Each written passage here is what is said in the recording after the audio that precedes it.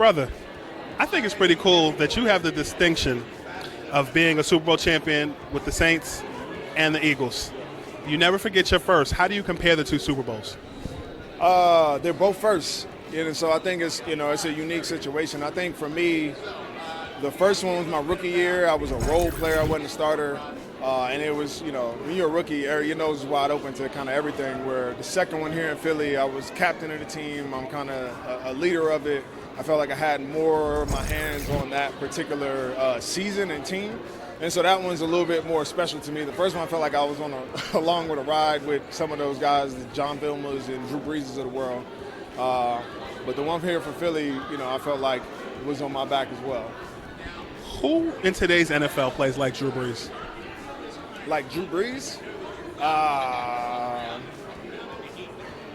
I think the style of quarterback is changing so much. I don't really know that I can point to anybody that's playing like Drew. You had, Aaron Rodgers, who's that caliber but got hurt.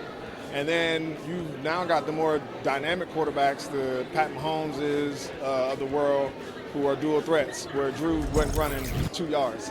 So I think the days are gone, or maybe not gone, but just there are very few of those quarterbacks who are solely focused on their arm and have no mobility to create.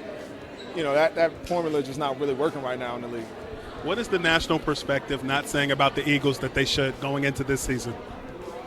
Well, I think the national perspective, I think everybody should have questions. Like what happened last season was you saw a team that came right off of a Super Bowl that had all of that had the roster, had all of the bones from the previous season, but suddenly, fell apart toward the end of the season. I think that is usually indicative of issues within a locker room or culture.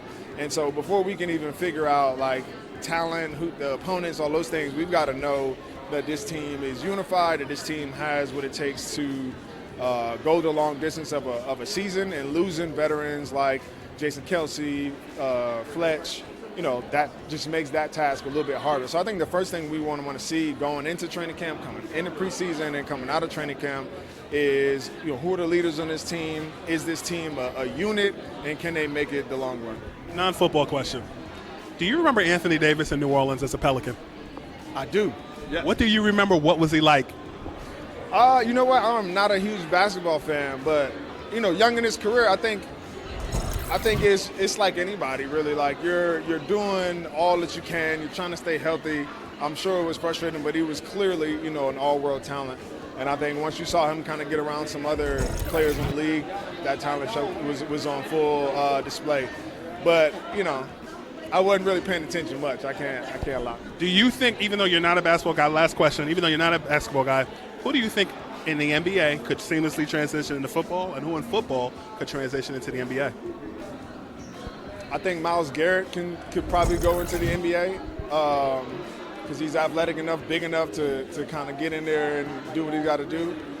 Coming into the NFL, I think, there's been a lot of talk about LeBron and players like that because they can line up as a receiver in the red zone or something like that. I'm not sure. I would say LeBron. I think you put LeBron in a red zone, I don't know how many guys are going to jump with him. LeBron as a tight end? Yes, but only in the red zone. He can't. He's going to get tackled in the open field. He's not going to be able to protect himself. I think that's the hard part about being tall in football. You can't protect yourself. That's a hard thing. But in the red zone, you're not getting tackled. Just go up, catch the ball. I like it. Thank you for your time, brother. No problem, brother.